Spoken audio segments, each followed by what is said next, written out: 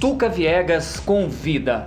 Oferecimento Bareta Imóveis. Nós ajudamos você a conquistar o seu sonho. GTW Empreendimentos. Tradição, confiança e qualidade. AIS Negócios Imobiliários. Abrindo janelas de oportunidades. Joyce Santana Imóveis. Atendimento especializado em você. Olá, o Tuca Viegas convida de hoje, conversa com o vice-governador do Rio Grande do Norte, Antenor Roberto. Antenor tem uma história política ligada ao Partido Comunista do Brasil desde 1981. Aos 20 anos, Antenor se filiou ao partido e teve uma história muito grande de militância na universidade, depois na área do direito, sempre conseguiu conciliar o direito com a militância política. Antenor, muito obrigado pela sua presença, pela sua disponibilidade, né? Eu sei da correria. Eu queria começar te perguntando uma coisa. Você teve uma trajetória muito forte das lutas, né? Acompanhado de grandes nomes da militância política do Rio Grande do Norte, Alírio e Glênio, né? E como é que você compara as lutas de hoje com as lutas anteriores? Porque eu lembro, a gente tem quase a mesma idade, eu lembro que na época do movimento estudantil, eu achava que as lutas eram um pouco mais éticas, um pouco mais justas, né? Elas eram assim mais pautadas em ideias, né, para a gente dar uma seguida. Mas hoje a gente vê que parece que as coisas são tão diferentes. Como é que você avalia? Ô, Tuca, que prazer reencontrá-lo, né, meu querido? E agora tendo esse privilégio de ser entrevistado por você, que é um camarada muito querido. Então, eu quero aqui primeiro manifestar minha alegria de estar aqui conversando com você. E você, na introdução, já ajuda na resposta. Um país com as deteriorações que o país nosso, o Brasil, sofreu e sofre, a política vai de ladeira abaixo num grande rebaixamento. E quando a gente volta naqueles tempos nossos de universidade, o FRN, a gente vê o nível que a disputa política estudantil tinha já naquele momento era altíssimo. Nós éramos pessoas que líamos muito sobre política, sobre humanidades.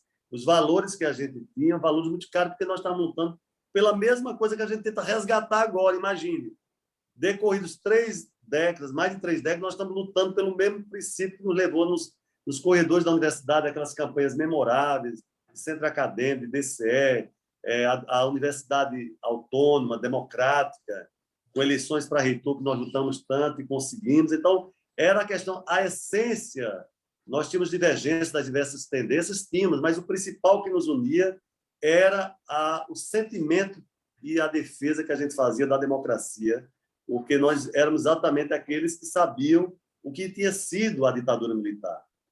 E por isso que o filme hoje, como o de Marighella, ele é tão importante para as novas gerações, para que ninguém romantize o que é uma ditadura militar, o quanto ela é sanguinária, o quanto ela é desumana, porque a tortura, o destroço físico de uma pessoa é a coisa mais violenta que o ser humano pode patrocinar sobre o outro. Então, a gente já vinha, mesmo nós não tendo sido torturados, mas nós éramos das correntes políticas daqueles que foram torturados, daqueles que perderam a vida na resistência democrática contra a ditadura militar dos anos 60, notadamente os anos 64 e 65, quando começou o grande recrudescimento. Então, quando a gente faz uma passagem no tempo e que a gente foi um país que teve a construção ininterrupta até o golpe do impeachment, você vê que a gente conseguiu a anistia. Quando a gente entrou na universidade, a gente estava vivendo a anistia. Depois nós fomos discutir, debater a Constituinte. Veja que privilégio nós tivemos. Depois da Constituinte, a primeira campanha das diretas já que foi frustrada, mas foi um grande aprendizado para nós. O desfecho do colégio eleitoral e o fato do Sarney ter mantido parte dos compromissos com a grande frente ampla que se formou naquele momento. Inclusive, a legalidade do nosso partido, do PCdoB, naquela época, foi fruto desses compromissos. E aí nós, então, saindo da clandestinidade, eu, quando entrei no PCdoB, o partido ainda era semi-clandestino, tanto é que a primeira eleição que nós acompanhamos da redemocratização, o partido ainda atuou enquanto dentro do antigo MDB, que depois foi PMDB e hoje voltou a ser MDB. Então, naquela época, a gente defendia, o partido não podia ainda se apresentar com seu número, com sua identidade própria eleitoralmente. Então, vivendo toda essa experiência, a gente vê exatamente o grande rebaixamento que a política vive hoje, em que a tecnologia, ao invés de nos aproximar na luta de ideias, no sentido de tornar a luta de ideias mais transparente, a tecnologia passou a ser um lugar, uma trincheira de fake news, de mentiras, de ataque à honra e à imagem dos políticos, quer dizer, um desmoronamento. A tecnologia a serviço não de uma construção, de uma edificação de uma política, como eu disse, mais transparente, com mais debate, não. Há um grande rebaixamento, como mostrou essa última campanha, em que a mentira foi levada foi tão potencializada que ela transmudou o resultado da eleição eleitoral e trouxe uma mentira para se tornar uma verdade, e que hoje é que nós estamos vendo esse hacking, mas em cima de escombros, porque o Brasil está sob escombros de toda a natureza, de toda a ordem. Então, é assim que eu vejo esse rebaixamento realmente que aconteceu na política no Brasil. E a gente teve isso, ficou muito claro, tem a questão do avanço da tecnologia, né? Tem a questão de estar tudo muito mais rápido, a gente tem acesso às informações, né? de uma forma muito mais rápida, mas desde do impeachment de Dilma, né? E Temer, e depois quando Jair Bolsonaro, né, assumiu, passa o que seria um exemplo positivo para ser um exemplo totalmente negativo e estimulador, né? O berço das fake news sai de um lugar que devia ser o que ia rezar por manter o Estado Democrático de Direito, né? Primar pela manutenção do Estado Democrático de Direito, e muito pelo contrário, né? É um local que estimula um país que não funcione, né? De tirar direitos políticos, de tirar direitos trabalhistas, de privar a liberdade, de ser xenofóbico, de ser racista, de ser homofóbico, uma série de coisas. E aí, eu queria fazer um paralelo, e claro, o que a gente vai falar é sobre Rio Grande do Norte, né? Sobre essa próximo ano, a eleição. E a gente estava comentando, antes de começar a gravar, uma coisa você comentou, e eu acho assim que é fantástica, essa sintonia que você e a professora Fátima Bezerra têm no Rio Grande do Norte. A gente percebe, o que é muito, muito legal isso de poder comentar para todo mundo que está vendo, é que normalmente quando sai um e entra outro, quando sai o político, tipo, o prefeito entra o vice para substituir quando ele vai fazer alguma coisa, ou o governador entra o vice, ou o presidente o vice, sempre tem algumas coisas, não fazer, e vocês não, parece assim, tipo, Fátima foi numa viagem internacional, a Antenor assumiu, e assim, se ninguém noticiar, tudo continua funcionando, vocês têm uma harmonia muito grande na tomada de decisões, né?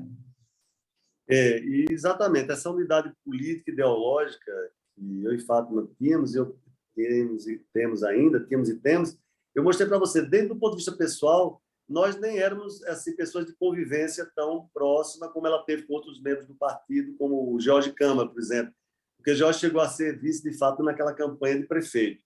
Mas o que é bacana é a gente saber que é o nosso tronco político ideológico que forjou essa unidade de uma eleição, de uma chapa, e que se materializa na nossa ação administrativa, onde a gente, em vez de se disputar, a gente se soma.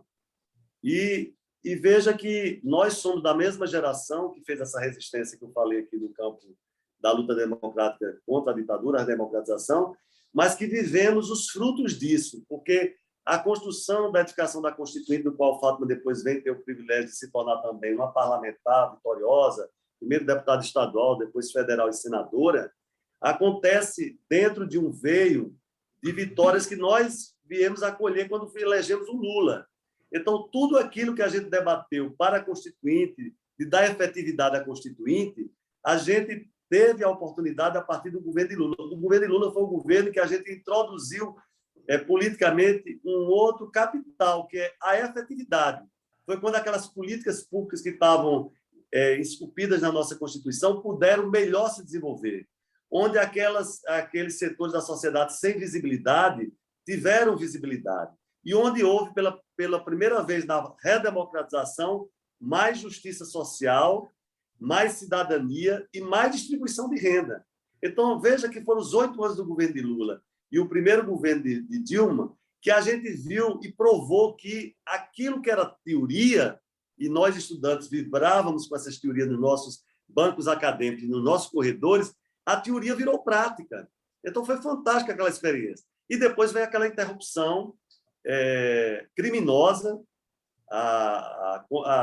digamos, a misoginia cercada de todas as outras, de todos os outros crimes, vai e derruba a presidente Dilma para colocar no lugar dela o espantalho do Temer, que tinha sido, no passado, um constitucionalista de fôlego e um dos homens que ajudou também a desenhar a Constituinte de 88, a escrever a Constituição, então, promulgada. Então, veja como a história tem fatos para a gente não deixar passar em branco. E, então, eu acho que, quando a gente ganhou o governo do Estado do Rio Grande do Norte na contramão da conquista, porque foi a desconstrução, a vitória do Bolsonaro, trazendo todo esse ódio contra as construções e as edificações que estavam na Constituinte, na nossa Constituição, enquanto Carta Magna, ele foi rasgando paulatinamente as páginas da Constituição, borrando as frases da nossa Constituição, e veja bem, a sociedade se comportando como o poema que a gente tantas vezes declamava nos nossos tempos de bancos escolares. Primeiro, ele entra no jardim do vizinho e você se mostra diferente. Foi assim. Ele invadiu os nossos terrenos, os nossos territórios, ele destruiu as nossas conquistas, nosso espaço, para, então, somente quando já restavam poucas trincheiras em que ele se propôs a violar, notadamente a trincheira do Supremo Tribunal Federal. Portanto, quando ele ia para o golpe final ao Estado Democrático de Direito, foi que aqueles setores que foram, digamos, de uma certa forma, quedaram, restaram inertes, vendo toda a quebra de legalidade, mas que não tinha chegado ainda no seu terreno, foi aí, então, que começa a resistência. Os setores da imprensa começam a perceber que o pau que dá em Chico dá em Francisco, as grandes empresas perceberam isso, aí, os setores econômicos começaram a entender também o que era a perda de espaço na economia global com relação a isso, e, claro, quando os setores da jurisdição máxima, que é o Supremo Tribunal Federal, o STJ, viram, então, que o próximo golpe seria sobre essas instituições. Então, aí começam os primeiros freios, contrapesos a essa ofensiva, que é o que nos permitiu celebrar esse momento que a gente está vivendo hoje. Porque já lá atrás, quando a gente tinha perdido essas batalhas, o PCdoB disse o seguinte: a esquerda não terá força de romper esse ciclo odioso. Nós teremos que conversar, inclusive, com aqueles que construíram esse golpe. E foi aí, então, que a gente começa a discutir a questão da Frente Ampla, que não é uma frente eleitoral. A Frente Ampla foi exatamente a frente da questão de conteúdo, de novo, que nos remete aos tempos escolares, a questão democrática. E aí vem a pandemia, atravessando tudo isso e colocando em espanto o mundo. Porque a pandemia veio para dizer à humanidade o seguinte: toda essa grande disparidade que a economia capitalista produziu em termos de abismos sociais, existe uma coisa chamada vírus que não reconhece classe social. E com a alta mortalidade... Ele nivelou por igual, né? Exatamente. Então, e aí, veja que foi um grande momento em que a questão sanitária, a bandeira do SUS, que todos nós lutamos lá atrás para construir, um SUS tão ultrajado, tão atacado e alvitrado durante todo esse período, mostrou-se como a tábua de salvação para que a mortalidade do Brasil, que já é gigante, é escandalosa, porque outros países viveram o escândalo, mas os outros países não sabiam nem o que era SUS, nem o que era vacinação. E o Brasil é o país mais avançado em vacinação no mundo, porque nós começamos a vacinar nossas crianças contra todas as mazelas há muito tempo. Então, em outras sociedades, você chegar numa sociedade como a ex-União Soviética, mas pegar a questão da Rússia hoje, muita resistência, países europeus, países desenvolvidos como o Canadá. Hoje eu estava vendo a notícia que Quebec precisou dizer que nem maconha, nem álcool, para quem não apresentasse o protocolo vacinal para poder apelar para a sua população. E aí, de novo, os conservadores se quedaram à ciência, por causa do Dória, em São Paulo, porque se não fosse o Butantan, que ele queria privatizar, a mortalidade no Brasil teria ultrapassado 1 bilhão. Nós chegamos a 600, passamos muito Dória de 600 chegou a milhões. levar para um encontro, né, a possibilidade, apresentou o Butantan como um grande investimento externo, a privatização do Butantan. Né? Exatamente. Então, aí se quedaram eles diante da realidade dos fatos. O Fiocruz dando também sua grande contribuição, e aí o Brasil despertando para o horror do que era o governo Bolsonaro conduzindo a inalcançável imunidade de rebanho.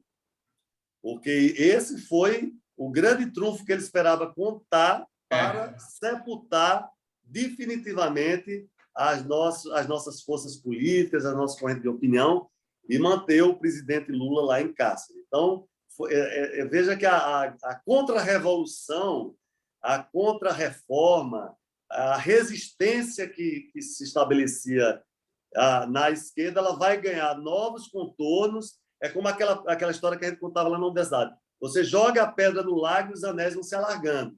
E assim foi que a gente foi ampliando, e hoje nós contamos realmente com um Brasil polarizado, continua, mas dessa vez a balança pendendo para o lado da civilidade, da retomada dos valores civilizatórios e a democracia nos conduzindo. Claro, agora que você falou, a essa sinergia minha e Fátima, nós nos unimos na contramão, porque o Brasil vivia o contrário, e a gente fez um governo ao contrário. Porque aqui Fátima tratou o nosso governo de restabelecer os conselhos que ele tinha desmobilizado nacionalmente. Nós investimos forte na agricultura familiar e criamos uma secretaria específica para isso, enquanto ele fechava o financiamento exatamente que leva aos programas sociais do Brasil. Hoje, quem faz programa social, a nossa Secretaria da Ação Social, vive o dilema da redução do investimento em todos os programas sociais, no que diz respeito ao idoso, no que diz respeito à população vulnerável, de uma forma geral, e que nós tivemos que acudir nessa pandemia com cobertura vacinal, com alimento. Nós aqui encontramos uma rede pública sem leitos sequer para enfrentar as doenças usuais, quanto mais para enfrentar uma pandemia. Enquanto no Brasil inteiro os governadores faziam hospitais de campanha, nós fomos para dentro da nossa rede hospitalar, que já não tinha os leitos, reconstruímos o leito, e fizemos isso exatamente eu e Fátima, trabalhando muito a 4 mãos, a gente juntando a nossa energia para a construção e não para disputas. Então, por isso que esse cargo de vice-governador adquiriu uma visibilidade inusitada, porque eu não vou usar as ausências institucionais e digamos, as autorizações que a Assembleia dá para a Fátima se ausentar do país para que eu criar uma agenda positiva para o Antenor Roberto. Porque a agenda positiva para o Antenor Roberto é a agenda positiva do governo. Então, eu vinha do serviço público já com 39 anos, os primeiros 17 no Tribunal de Contas e os demais como procurador do Estado, a gente foi entregar para a Fátima, primeiro, um modelo de Estado, de governo, que a gente acreditava e que tinha muito a ver com o programa dela, que depois tornou o nosso programa, um programa da frente. Ela, com a experiência de parlamentar, trouxe exatamente transmudou o que ela viveu no parlamento, o que ela faria no executivo, aquilo que ela sempre reclamou dos outros quando estava na oposição e também quando esteve na situação. Porque, de fato, foi a parlamentar de oposição, mas também foi governista nos governos de Lula e Dilma. Então, isso deu a ela uma experiência, uma sagacidade muito grande. Então, eu ajudei exatamente a gente construir a narrativa. O Estado estava falido, a gente decretou a calamidade financeira, orçamentária, mas eu disse também, Fátima, também sobre escombros administrativos, porque os órgãos não conseguiam ter integração, porque as secretarias estavam acostumadas a cada secretaria ser um feudo de um projeto de um determinado grupo. Então, a gente cortou isso. A gente integrou as secretarias e os órgãos da administração indireta para serem uma unidade de governo. Respeitamos a classe política, a diversidade, até porque nós só elegemos 2 deputados, tivemos que compor com uma assembleia muito eclética, mas sempre dizendo, os quadros de composição política têm que ter qualificação para estar à frente do órgão. E ninguém vai ter um órgão para chamar de seu. Os órgãos pertencem à sociedade, pertencem àqueles que financiam o poder público. Então, aí começou a gente ter esse sucesso de governo um governo com muita gente vindo do serviço público com experiência, dedicados, mas também trouxemos e mantivemos quadro da iniciativa privada, mas sob uma nova égide. Aqui não é para projeto de pessoa e de partido. Todos têm direito a crescerem politicamente, a desenvolverem projetos eleitorais futuros. Agora, aqui, as instituições vão funcionar a serviço do programa de governo, que é o programa pactuado com a sociedade. Então, é por isso que é tão diferente a figura do vice-governador ao lado de Fátima Tenor Roberto, porque quando ela viaja, o governo continua sendo o mesmo, porque o nosso projeto é o mesmo.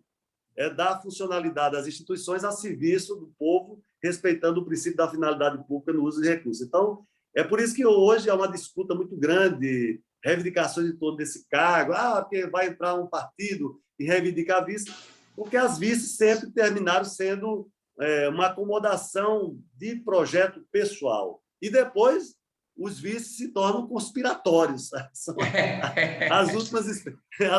Inclusive, Dilma foi derrubada com a conspiração do vice. Imagina, você confia uma coligação, confia uma aliança, e depois aquele vice ou aquela vice vai se tornar um algoz que vai tirar a legitimidade sua, que o vice é um coadjuvante. Você não, os votos não são frutos do vice ou da vice. Os votos são principalmente fruto do candidato titular. Então, um vice precisa saber lidar com isso. Mas o vice, estaria, né? Não, mas o vice ele potencializa esses votos, né? Ele pode tirar votos, né? Se for um vice claro. ruim, ele tira, né? Mas veja o que o Temer fez. Você tem seus méritos. Claro, mas o Temer, veja bem, ele assumiu uma conduta como se a legitimidade estivesse nele. Porque ele, como constitucionalista, mais do que ninguém, ele sabia que não existia crime a imputar a Dilma. E ele ajudou a articular um golpe, é um golpe mesmo, porque não havia matéria para impeachment, né? Então, veja que... por isso que eu procurei o tempo todo trazer, por exemplo, ela me delegou funções que só uma confiança muito grande faz. Ela me delegou a confiança de coordenar a política de segurança pública, que fizemos até o ano passado. Esse ano já estamos fazendo um plano estadual de segurança pública. Me pediu, e eu tenho ajudado muito do sistema prisional, integrando o sistema prisional, a Secretaria de Administração Penitenciária, a gestão da segurança pública como um todo. Nas vezes que precisou agora, na questão da cultura, em que precisou sempre do suporte da Procuradoria. A Procuradoria-Geral do Estado, por exemplo, do qual eu integro, ela assumiu outro protagonismo, porque os procuradores não são apenas profissionais para receberem processos distribuídos. Eles hoje sabem que os processos representam interesses de coletividade, que uma obra como Oiticica não pode ser vista apenas burocraticamente, que a gente tem que destravar tudo que impede o povo ter acesso à água. Então, você tem que trabalhar com muita dedicação. Assim fizemos na questão de infraestrutura, apoiando com os colegas procuradores. O doutor Luiz Antônio tem trabalhado muito e liderado a PGE nesse sentido. Nós trouxemos a PGE para ajudar que a Lei Aldir Blanc pudesse fazer com que a Fundação Zé Augusto funcionasse de forma... Foi tão vitoriosa a nossa gestão com a Fundação Zé Augusto que nós conseguimos produzir um segundo edital fruto do que não foi gasto no primeiro momento, mas que a gente se habilitou e se credenciou nacionalmente para continuar executando, que foi o edital agora Glorinha Oliveira. Nós, durante a pandemia, formamos uma força-tarefa, PGE, Controladoria, por isso que a gente está tranquilo com relação a essa CPI. Todos os processos de compra contaram sempre com a mediação da PGE junto ao Ministério Público. A PGE sempre ajudou a instrumentalizar esse processo. Daqui 5, 10 anos, quando o Tribunal de Contas, os órgãos de controle repassarem os projetos, aliás, os processos da Covid, vai ver que a gente seguiu o regime de emergência que era contratado, que era um regime estava novo, que foi criado especificamente para a Covid, e com a instrumentalidade mostrando que tudo tem uma contação de por que foi comprado daquela forma, por que foi escolhida aquela empresa naquele momento, por que a gente teve que fazer, muitas vezes, contratações diretas, porque é o sobrepreço que a lei admitia, que não é superfaturamento, é diferente, era admitido na lei, então tudo está lá, e então, a gente ajudou que a PGE conduzisse isso. Então, em todas as áreas do governo, a gente procura dar esse suporte. Os secretários, o que é bacana, todos os secretários e secretárias e dirigentes da administração direta, turismo, infraestrutura, DR, todos nos procuram para a gente falar um pouco de como ajudar a resolver. Então, é um governo muito horizontalizado, porque, eu dizer, governadora, o maior pecado que pode se cometer no governo é a figura de um supersecretário. Governo que tem supersecretário está fadado a ser ao insucesso e ser uma rede de intrigas. E Fátima seguiu, de uma certa forma, esse raciocínio, e é por isso que existe uma grande horizontalidade. Os secretários entram para despachar. Você imagina que nos governos passados, Tuca, secretários passavam meses para despachar com o governador, uma governadora. Hoje isso não acontece, porque a própria governadora que não para, ela está sempre... Chama o secretário Turinho para resolver isso. Porque as pessoas vão para a rede social e vão para o celular de Fátima dar a mensagem. Olha, está acontecendo isso aqui em São Miguel do Gostoso, está acontecendo isso aqui em Grossos, está acontecendo isso aqui em Mossoró. Então, ela está o tempo todo solicitando, sempre dando audiência aos secretários. Então, isso é muito bacana. É por isso que a gente não pode deixar essa experiência. A reeleição da governadora Fátima Bezerra, que eu espero integrar junto com ela essa experiência, é um acontecimento que vai ser uma encruzilhada histórica. O Rio Grande do Norte vai escolher se vai querer caminhar nesse caminho da redemocratização, na transparência, no bom uso de recursos públicos, na reconstrução. Você imagina que, do ponto de vista contábil, o Estado do Rio Grande do Norte estava em último lugar. Nós já trouxemos em 3 anos, e considero que aí nós enfrentamos 2 anos de pandemia, para o 17º lugar, e a meta contábil nossa é chegar pelo menos a 10º lugar até o final desse exercício 2022. Então, esses equipamentos que a gente entregou agora na cultura, Fortaleza dos Reis Magos, uma restauração, o Teatro Alberto Maranhão, restauração, Pinacoteca. Imagina, hoje nós recebemos a visita daquele artista Mocó, que vive hoje nos Estados Unidos. Ele disse: governador, eu vim aqui entregar uma obra de arte minha para colocar e o destino vai ser a Pinacoteca, para dizer que eu estou entusiasmado com o resgate que a senhora está fazendo na cultura do Rio Grande do Norte.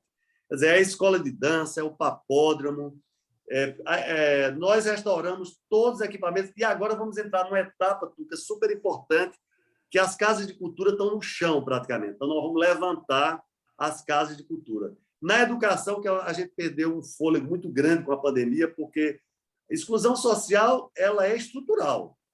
Então, não dá para chegar na pandemia e dizer pessoas excluídas, famílias famintas, famélicas, sem teto para morar, ou muitas vezes tem uma refeição por dia, crianças com seus celulares à mão, com seus tablets à mão para assistirem a aula virtual. Isso não existe, é uma ficção. Não então, tem como. A nossa rede pública, esse passivo, esse prejuízo que as nossas crianças e adolescentes da rede pública tiveram, é um prejuízo que nós vamos levar décadas para recuperar. E o que fazer? Em vez de ficar só constatando, mais uma vez, a nossa PGE conquistou uma vitória judicial de um precatório ligado à área da educação do Fundef de 298 milhões. E conseguimos trazer esse recurso para dentro do Estado do Rio Grande do Norte e a governadora determinou a imediata recuperação da rede pública. Primeiro, vamos fazer 12 novas escolas técnicas estaduais, já que o governo federal parou de construir escolas técnicas. Então, é o seguinte, o prejuízo está dado com a pandemia em cima da rede pública. Agora, vamos correr atrás do prejuízo. 12 novas escolas técnicas. Temos 561 escolas listadas que vão precisar de algum tipo de restauração. Então, vamos começar nas mais graves. Vamos pegar centenas de escolas e vamos começar a recuperar. Eu, por exemplo, fui ver a minha escola que eu estudei na infância, no primário, lá no Guará, Instituto Valdo Pereira. Vai ter que ser recuperada para dar condições de funcionamento, já que é a escola que vai funcionar em 2 turnos. E vamos colocar tecnologia nessas escolas. Também tem um plano ousado de você fazer conectividade dessas escolas, porque a conectividade do Rio Grande do Norte é muito baixa. Também nós encontramos uma baixa conectividade. Então, é sempre assim, é um regime de guerra em que a gente não choraminga as pitangas e a situação que a gente encontra nos escolas. Escola, prejuízo dado. Como vamos fazer? Chegou esse recurso, já vamos agora iniciar. Já tivemos a primeira ordem de serviço, que é a escola de Natal, a nova escola técnica de Natal que nós vamos fazer, ali na altura da Mão Gouveia, e vamos agora começar em várias cidades, como Touros, e vamos seguir a sequência da ordem de serviço dessas novas escolas. E já estamos em curso também licitando a restauração de várias escolas. Então, sob qualquer olhar que você colocar de pasta, infraestrutura, por exemplo, a questão das estradas, não tem dinheiro para fazer novas estradas. Então, a gente está só fazendo tapa-buraco, mas aprontamos o Estado do ponto de vista... Por que você falou da contabilidade, que geralmente é uma coisa burocrática? Não. É porque a contabilidade nos colocou numa situação fiscal que hoje o Rio Grande do Norte preencheu as exigências para que o Estado possa fazer um novo contrato de financiamento com a instituição financeira. Conseguimos que a Assembleia autorizasse o novo contrato de financiamento, porque o Estado tem rigidez contábil financeira hoje para contratar. E tem garantias que pode contratar com a instituição financeira um novo empréstimo. E aí sim, esse novo empréstimo com mérito. Nós não vamos espatifar o dinheiro. Aí ele vai ser dirigido para essa infraestrutura. Por exemplo, desenvolvimento. Turismo. Precisa de estradas A, B e C para otimizar o turismo. Então, não dá para fazer 5, 6. Quais são as 3 principais a fazer? Infraestrutura para escoar a produção. Quais são as estradas hoje que mais são necessárias? Não dá para fazer todo. Então, só com isso aí, nós já vamos implementando no próximo governo, que eu tenho certeza que nós haveremos de lograr esse debate que nós temos que fazer com a sociedade. Você quer continuar avançando ou quer dar o salto para trás que o Brasil deu? Esse é que é o dilema. Porque Lula vai estar lá na campanha dizendo: eu quero tirar o Brasil dos escombros. E Fábio vai dizer: eu tirei o Rio Grande do Norte dos escombros, junto com o Antenor, com toda a nossa equipe, com os nossos parlamentares, com nossa base aliada. E vocês vão viver esse desafio. Nós não podemos dar um salto para trás agora. Nós temos que caminhar com o Lula, e agora ela vai ter mais condições de fazer o segundo governo se a gente tem essa vitória com o Lula. Porque aí vai ser um governo exatamente que dialoga com a nossa mesma concepção. Esse é que é o discurso que nós temos que fazer nessa campanha em 2022. Antenor, você colocou, entre outras coisas, né, as obras e tal, né? Realmente o Estado estava numa situação terrível, né? Foram 2 administrações seguidas, né? Rosalba, depois Robson, que o Estado deu uma caída. Só o atraso do funcionalismo, né? Eu acho que eram 4 folhas atrasadas, né? Que agora a última, agora em 2022, já está sendo colocada em dia. Mas eu queria te perguntar uma outra coisa. Essa questão da frente ampla. Quando você começa a fazer os conchavos, né, os acordos, né, para você juntar, para crescer, porque não tem como se lograr uma vitória sozinho, né? Uma coisa, mesmo com a última pesquisa dizendo que, no caso, o Partido dos Trabalhadores é o partido mais reconhecido por 28% da população, né, uma pesquisa nacional. Até o próprio Mineiro, né, que seria deputado federal, mas teve aquele problema com o Betinho Rosado, que é daqui de Mossoró, né? Eu estou falando de Mossoró. Mas nessa coisa como é que fica essa questão, né? Porque é muito importante como a gente falou no início, da sintonia sua com Fátima, né? Até para funcionar, até porque vocês têm um projeto de governo, vocês estão executando, vocês estão fazendo, vocês estão solidificando e estão pavimentando o Estado. Não digo pavimentando em estradas, mas eu digo pavimentando economicamente, porque você tem que ter laço para conseguir empréstimo, você tem que ter laço para fazer projetos, você tem que ter laço para poder solicitar que as pessoas venham investir, né? Para que novas empresas venham para o Estado, para que outras coisas aconteçam. Porque senão o cara não acredita, não, botar quebrado, não tem dinheiro circulando, eu não vou botar aqui, vou botar em outro lugar. Mas hoje, né, a gente tem a questão da energia eólica, né, que teve um avanço fantástico, eu acho que é o maior estado hoje, né, nós e a Bahia, né?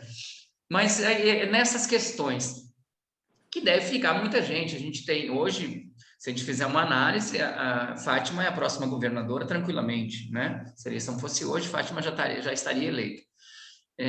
Então, para a coisa da frente ampla, vem não, para aí, vou tirar aquele comunista dali, eu quero essa vaguinha para mim, Como é que fica isso? Como é que é porque isso é um jogo barra pesada, né? Você enfrenta assim, tipo, todo dia deve ter um cutucão ali, né? Eu quero essa cadeira aí e tal. E como é que tá a sua posição em relação a isso? Tipo, Antenor, se Antenor continua, fica, claro, né? Que é o natural, que é o que é para ser, até porque vocês têm muito o que se orgulhar pelo que vocês fizeram. E se a gente pensar uma coisa que você falou que as pessoas não podem esquecer, vocês passaram 2 anos de pandemia e mesmo assim vocês tiveram uma postura genial, que foi pegar os hospitais que tinham, reformar eles, criar novos leitos e ficou legado. Não é um hospital que foi desmontado e foi jogado fora aquele dinheiro, não. Claro, não foi jogado fora, não, desculpa. Né? Ajudou a salvar vidas, mas, pô, você continuou. Então, aqui eu tinha 10 leitos no hospital Tarcísio Maia, hoje eu tenho 22. Eu tinha não sei aonde tantos, hoje eu tenho tantos. Tem o hospital de Pau dos Ferros, então as coisas todas, a gente melhorou a condição de vida das pessoas. Isso é uma coisa que tem que ficar muito claro. Então, é tipo assim, vocês estão entregando uma coisa, né? Ó, continua. Então, tem que, pô, para aí, eu tenho... Como é que fica o Antenor? O Antenor continua... se der alguma coisa, não, Antenor tem que ceder aqui, eu vou para senador... Vou te responder, porque agora eu não tenho mais sossego com essa pergunta. Agora, todos os é natural, né? É inerente, é natural. E aí, eu estava olhando aqui, com o nosso tempo de entrevista, e eu vou fazer uma mágica aqui, complementar uma questão, e vou entrar sem tergiversação nessa questão da política da sucessão. Certo. É que, no que diz respeito ao serviço público, mais uma vez o nosso governo dá esse banho. Como é que um governo que vinha há 3 anos sem pagar salário, sem calendário, consegue, desde 1º de janeiro de 2019, que os servidores do Estado do Rio Grande do Norte recebem dia, a segurança recebe dia 15 integralmente, e os demais servidores recebem 30% de adiantamento. Nós pagamos todos os 13º nossos e já pagamos 3 folhas do governo anterior. Então, alguém tem que começar a fazer esse debate reflexivo muito forte. É o mesmo Estado. Nós melhoramos a arrecadação, melhoramos, mas o governo anterior não só tinha arrecadação, como pegou verbas extras. As verbas extras do repatriamento da questão do pré-sal. Se você for fazer um levantamento de quantas verbas extras entraram no governo anterior, inclusive na área da saúde, você pergunta, e esse governo raspou até o fundo previdenciário? E como é que Fátima consegue? Então, gente, então, assim, para você ver como é valoroso esse governo, como esse governo é cuidadoso, ele pega um destroço desse e dá uma lição de gestão, quando ele consegue pagar em dia e paga a folha dos outros e vamos pagar. Está decretado em maio, nós terminaremos de pagar a 4ª folha devida pelo governo de Robson, sem pegar verba extra para isso. Ele pegou várias verbas extras do pré-sal e pegou o fundo previdenciário e deixou essa dívida toda para nós. Fora a dívida de mais de 1 bilhão também. Nós tivemos, de curto prazo, dívida de 1 bilhão e 600 milhões. 1 bilhão só para o servidor. Quando a gente está pagando 238 milhões de uma folha do governo passado, a gente está deixando de botar 238 milhões aí para melhorar a rede de saúde, o nosso custeio que está super comprimido, porque nós estamos pagando a conta desse governo anterior. Sem falar nas dívidas de juros que vêm e puxam da conta que você não tem nem como você espera aí que vai lá. Fantástico. Mas não satisfeito com isso, nós fizemos a maior reestruturação na segurança pública. Segurança pública não tinha concurso, a gente está fazendo concurso para a Polícia Civil, para a ITEP, colocamos mais de 1.000 novos policiais, que não tinha mais de 12 anos, reposição de policial. Vamos fazer um novo concurso da Polícia Militar. Fizemos só na Polícia Militar mais de 8.000 promoções, que significa aumento de despesa com o pessoal. Entregamos agora o sistema de proteção social à segurança pública, reestruturamos bombeiro, reestruturamos Polícia Militar, Polícia Civil, Polícia Penal, todos tiveram algum tipo de recomposição no nosso governo. E, para encerrar o ano, a gente olhou para aqueles servidores que estão ali na atividade em meio, que não tem sindicatos fortes, não tem corporações, e pegamos uma massa de 35 milhões e dissemos, nós vamos fazer justiça com vocês, que há 10 anos não tem um reajuste. E estamos distribuindo aqueles planos criados no governo da governadora Vilma, que nunca tiveram recomposição. E agora estamos dando a essas categorias. Nós pegamos uma Emater destroçada que não tinha também, resgatamos a dignidade da Emater. Então, só para mostrar como tem vários temas que, em entrevistas futuras aqui, a gente pode explorar em várias áreas. Hoje a gente deu aqui uma panorâmica. E agora, para finalizar a entrevista pelo tempo, o desafio... E agora, para onde vai a sucessão? É claro que o papel de Fátima e esse, está certo? Sandália da humildade. Ninguém está eleito. Né? O último que se disse eleito perdeu a eleição. Aí, para governo, a gente já sabe dessas histórias aqui no Rio Grande do Norte. Mas, com a sandália da humildade, nós vamos enfrentar o problema. Quando você agrega outros partidos, é natural que eles vão tensionar também na chapa majoritária. A posição do PCdoB, a posição da conferência do PCdoB é o seguinte, manter o PCdoB na vice com o nome de Antenor Roberto. Eu não sou candidato a nada, a não ser continuar sendo o vice-governador. Não sou candidato a deputado estadual, não sou candidato a deputado federal. Já expressei isso. A posição nossa, que ou eu continuo vice ou não serei candidato. Isso não é para emparedar, nem para criar pressão sobre a governadora, porque ela já conhece o nosso estilo. O partido chega dizendo que é isso. Não tem sentido a acumulação que a gente fez até agora e o PCdoB abre mão disso. Outras circunstâncias podem nos tirar, mas não por iniciativa nossa, até por tudo que nós acumulamos juntos. Isso, inclusive, está na pauta da direção nacional do PCdoB com a direção nacional do PT. No Rio Grande do Norte, nós temos um projeto comum, a gente está apoiando vocês aqui em estados tais e tal, então isso entra dentro de uma discussão muito madura. E eu tenho que ter toda essa tranquilidade, essa paciência, e não vou nunca fazer discurso que não quero que agregue novos partidos na aliança. Pelo contrário, vai ser sempre da nossa parte bem recebido, bem-vindo. Agora, para somar, não quer dizer necessariamente que tenha que descolar ou deslocar a força nossa nesse processo. É até assim que a gente está se comportando e eu tenho recebido muita solidariedade de setores, porque também no setor empresarial, que havia um grande preconceito, a gente conseguiu furar a bolha e Fátima mostrou quando criou o PROED. O nosso programa permitiu que nós voltássemos a ter competitividade. Essas indústrias que estão voltando a se instalar no Rio Grande do Norte e novas não são coisas espontâneas, não. É porque nós voltamos a ter condições fiscais competitivas que nós tínhamos perdido com os outros estados. E eles tentam vir pela primeira vez o governo dialogar com os empresários, com os industriais, com o setor de serviço, o setor de comércio, eles reconhecem isso. Vários empresários que vão à mesa da governadora. Essa semana recebemos agora o embaixador da Dinamarca, que foi porta-voz disso, dizer que a classe empresarial vê o governo do Norte como um governo desenvolvimentista, e nós, de fato, nós somos, porque às vezes a elite vê atravessada. A elite mais prosperou no governo de Lula. Então, como é que você atacou essa herança e foi se abraçar com o anacronismo do governo Bolsonaro, achando que vocês iam ter prosperidade? Essa reforma trabalhista não trouxe prosperidade nem para os empresários, porque a qualificação da mão de obra interfere na produtividade.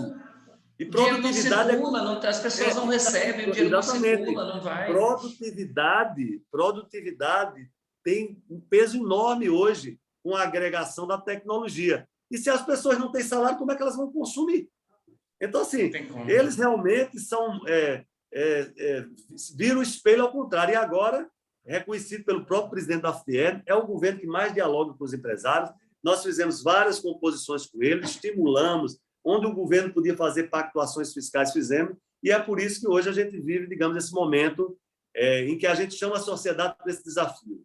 Se muito vale o já feito, mais vale o que será, sobretudo se a gente for o segundo governo dentro de um governo federal que rompe esse ciclo de anacronismo, de negacionismo, de retrocessos civilizatórios e de debate das instituições e de empobrecimento do povo, de miserabilidade. A fome voltou a habitar o Brasil de uma forma muito forte e a gente, então, vai poder ter um governo federal dialogando exatamente com os mesmos princípios, os mesmos preceitos do governo da professora Fátima Bezerra, que eu tenho a honra de ser o vice-governador e parceiro. Então, é assim que eu vejo esse cenário, querido Tuca. Antenor, muito obrigado.